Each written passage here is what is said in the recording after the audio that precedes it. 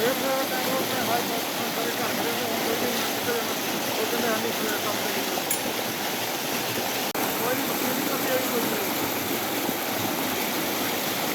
ਸਵੇਰ ਦਾ ਟਾਈਮ ਆਪਣੇ ਹਾਈ ਸਾਰੇ ਘਰ ਖੜੇ ਨੇ, ਹੁਣ ਕੋਈ ਨਹੀਂ ਕਿਤੇ ਜਾਣਾ, ਉਹ ਕਹਿੰਦੇ ਸਾਨੂੰ ਕੰਮ ਤੇ ਨਹੀਂ